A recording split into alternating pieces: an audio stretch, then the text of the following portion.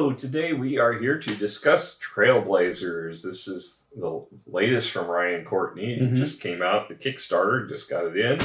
And before we get into it though, make sure you hit that subscribe button and the notification down there so you can follow along on all of our hiking adventures, because this is about the closest I get to nature. That's right. Yep. Yeah. All right, so Rob, what can you tell us about Trailblazers? All right, so as Randy said, it just came out this year, so 2023. Overall rank is 5,989, rated it is 7.6.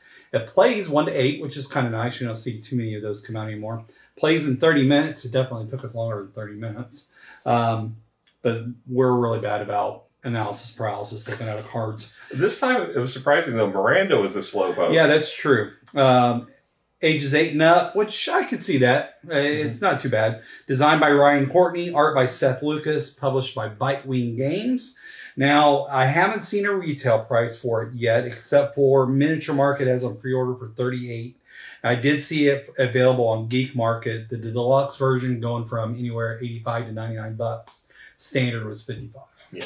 So if you've played Pipeline, this is kind of the pipe building element of Pipeline turned into a puzzle game, if you will. Right. Which that was always my favorite part of Pipeline was building pipes. I never could win at anything else. And that's why Curious Cargo is even a little bit better, because it really focused on that more in a two-player game. But yeah.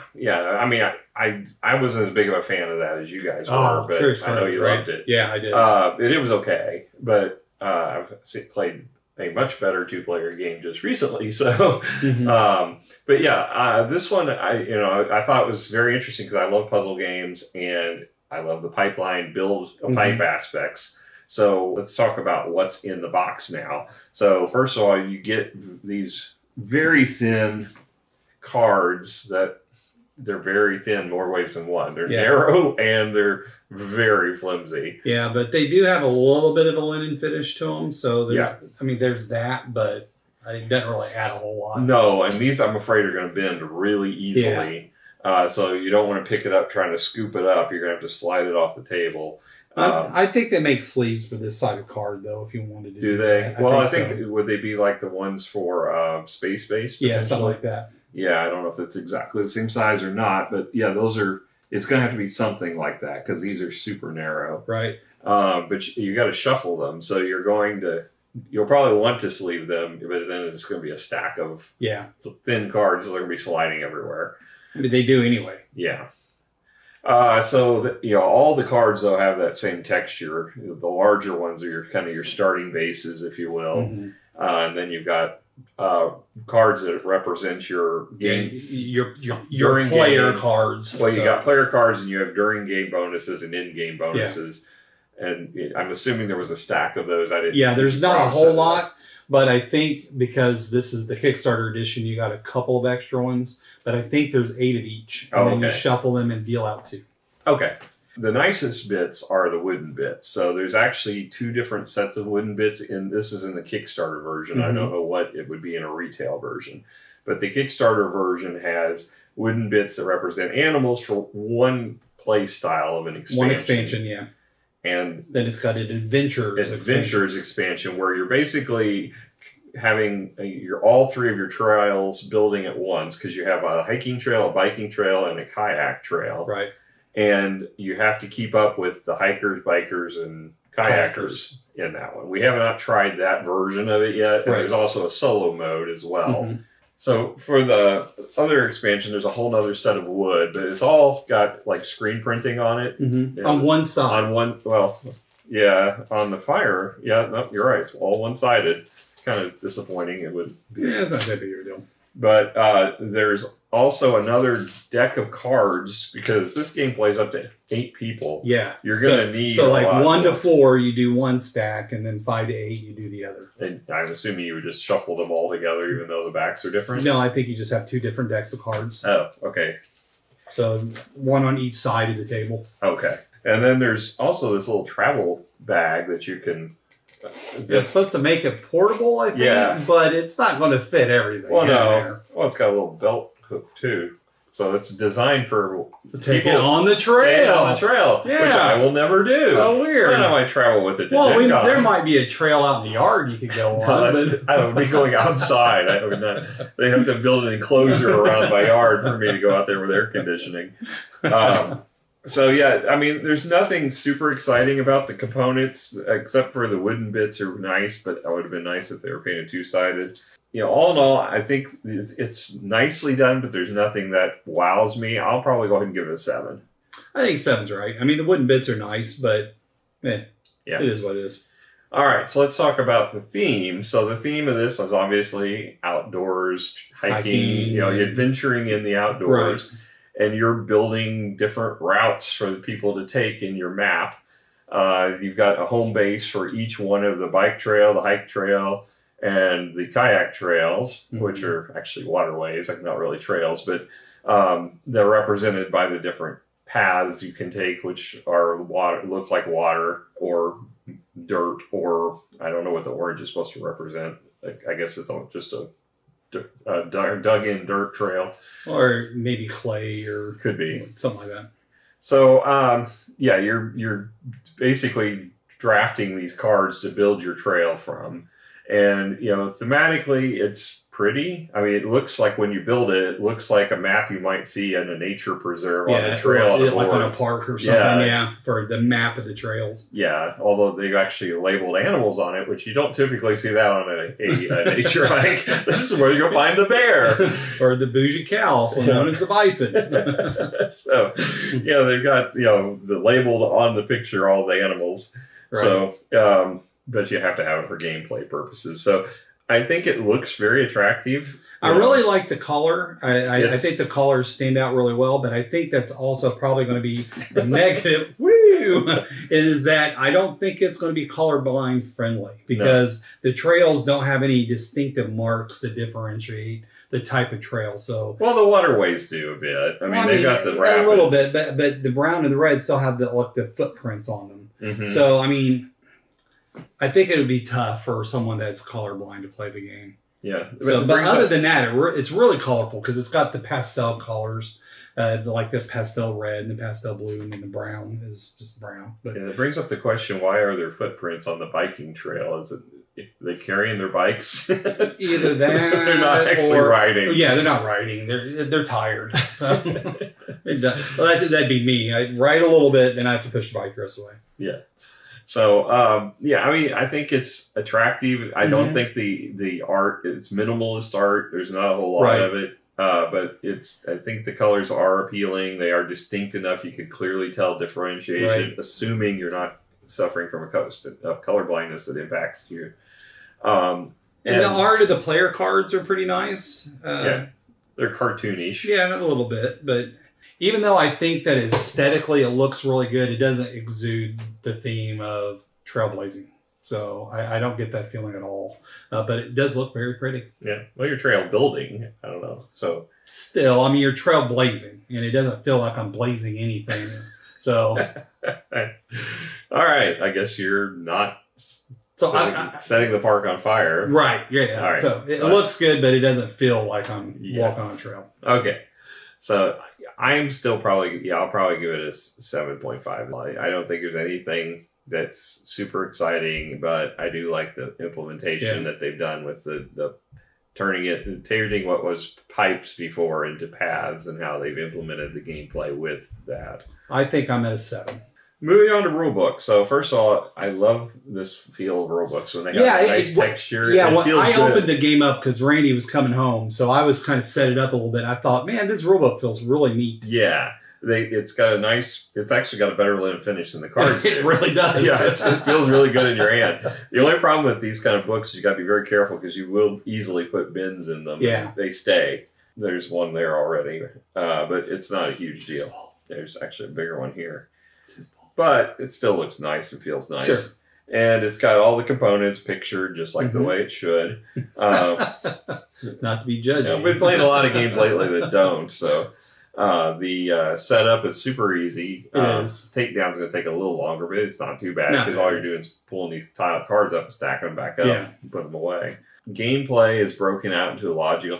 It's only really it's just 8-page rule book, but the rules themselves is only a couple. Cover and back are 2 of those pages, and then you've got the setup takes up 2, and then you've got basically 2 pages of gameplay, and then it goes into the expansions and the alternate expansions. So, I mean, it teaches the game quickly and effectively. There's no cheat sheets, but you really don't need them too bad. The only thing that would have been nice is with the animal expansion, it's got it on the score sheet, but to have other people to know if I have this many different animals, how many points I'm going to get would have been nice to have in front of you. Because I basically handed it to Miranda and said, "Here, this is how many points you get," but she was the only one that knew for sure. Yeah. But I mean, if you're playing with the expansion where it changes the rules of scoring, you probably want to have that in front of you. I can see that. So, all in all, I think it does a pretty decent job explaining the game, and it does it very quickly, and it's what you want in a rule book. I'll give it an 8 because I think it does a nice job, and it feels 8.5 because it feels good in my hands. There you go. And I agree with that. There is a solo mode, which is on a separate book, which is 4 pages long. I like when they separate the solo out. I do too. It doesn't quite have the same texture, but it has a texture on it too. It's not nice as nice as the other. Since you're by yourself, they probably think that you don't really need it. Yeah, you're not going to sit there. Oh, they don't know me very well. And then you've got a kind of like a track your accomplishments in your games, and then on the back it's got the achievement sheet for your solo mode, which is also represented on this card, although it doesn't look like it's the same. Yeah, it's a little different. Accomplishments, yeah, it's kind of weird. Either that or it's just not as many. Yeah, so given the fact that I don't play solo mode, I really don't care about it, but a lot of people will. Yeah. So it's there. So moving on to gameplay. So you're going to start the game out. You've got 3 base camps. 1 orange for your biking, 1 for brown for your hiking, and 1 blue for your kayaking.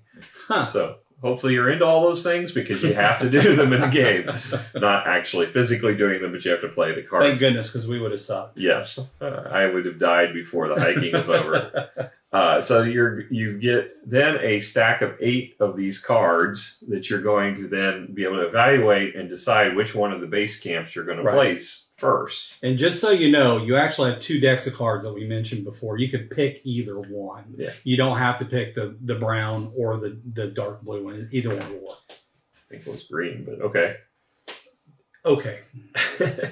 All right. So then you are going to have your 8 cards. You're going to pick 2 of those cards, and you're going to put them into play, trying to build connections for your various paths that are going to create a complete circuit back to the original camp. Now, the more chains that or links in that path that you make, the more that path is going to score at the end of the game. You basically get 1 point for every bend or every segment on your path.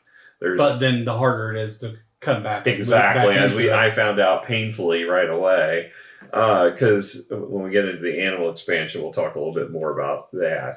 And then after you've selected your 2, you're going to pass the remainder of the cards to your left for the first round, and then to your right for the second. And then alternating. You play 4 rounds around the table of those 8 cards. Your last 2 cards you discard, so you only get to play 6 out of the 8 cards given to you throughout the drafting.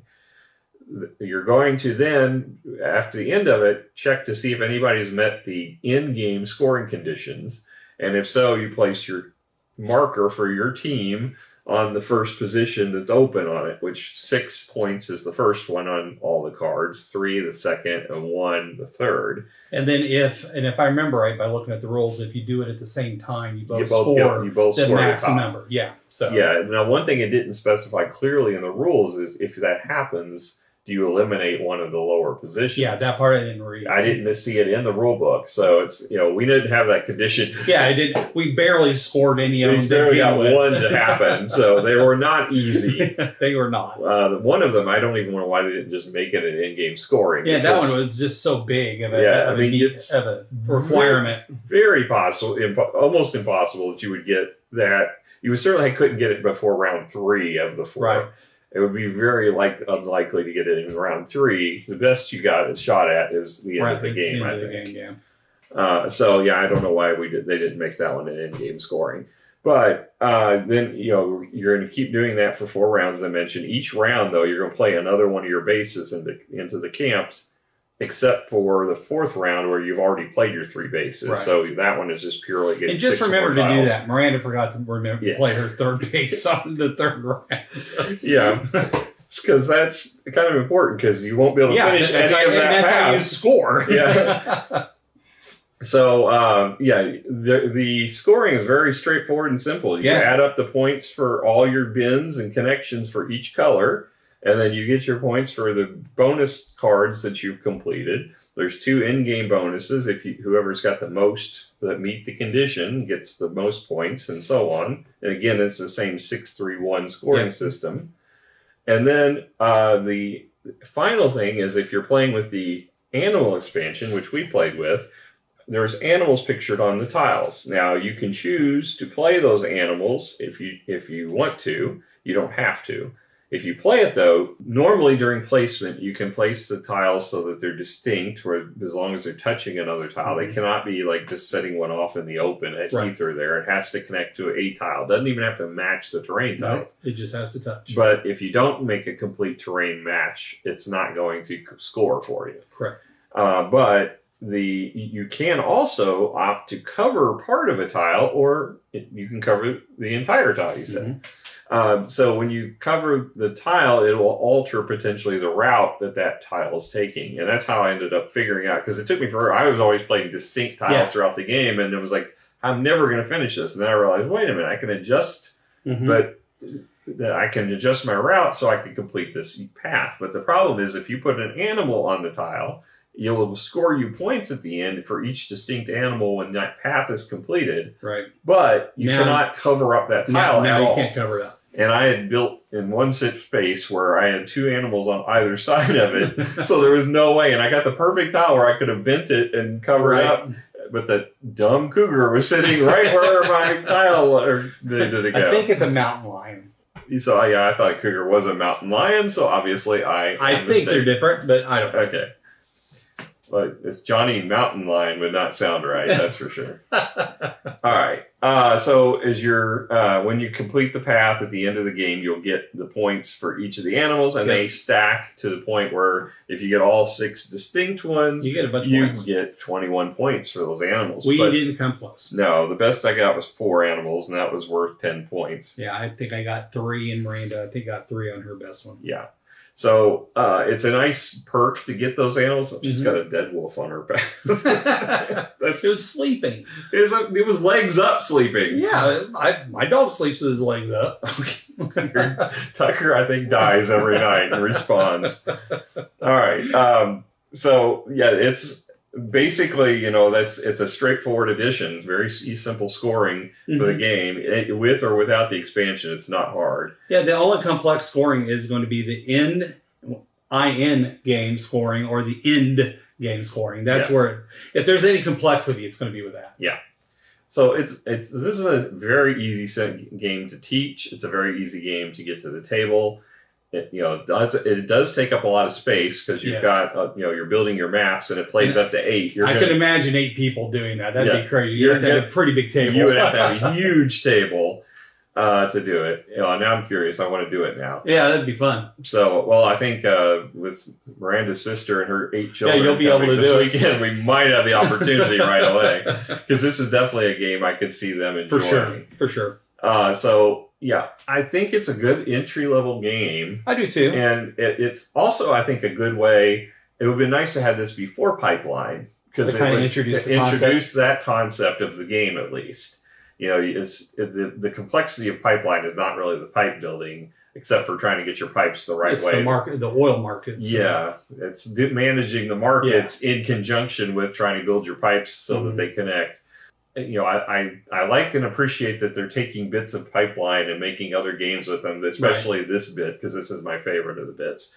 And I do enjoy this game. I think I'm probably going to give it an 8. I think it's a good game that you can obviously travel with. It's designed specifically for that purpose. And I don't think you'd be able to travel with all the animal bits in there. But so either. But the base game, just the base game, you could easily take. But then again, where are you going to play it? You're going to have to get a decent sized picnic table or something to set at, and you're going to have to cover it up. Yeah, because these cars will easily go through the cracks. So, what's your thoughts on it? I like it. Not even by any stretch of the means did I love it. It's interesting.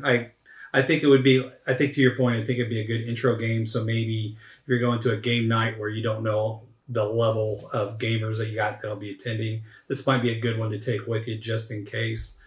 I'm not an 8. I think overall, I think I would give it maybe a 7. Okay. It's a good intro game. So. All right, well, that's our thoughts on Trailblazers. If you had a chance to blaze any trails, let us know what you think. Hopefully not the arsonist kind. But, right, yeah. Just the walking. The legal kind. Yeah, if you want to tell us where you've hiked, we'd be curious and we'd love to hear that. Any stories you got about the outdoors. I don't have any to share other than sneezing, wheezing, and getting back the heck in the outside. And bears are bad, but I just bought Cocaine Bear, so I'm looking forward to watching it. Yeah, well, I did have a story about bears from going in the woods because my brother tried to take a picture of one and got too close and had the bear chasing him. And he's got a picture of that while the bear's chasing him. My brother is a moron. So, all right, well, that's our thoughts again on Trailblazers. So hopefully you will get a chance to play it and enjoy it. And if you share your thoughts below, we'd love to hear them. And talk to you next time. Bye. Bye.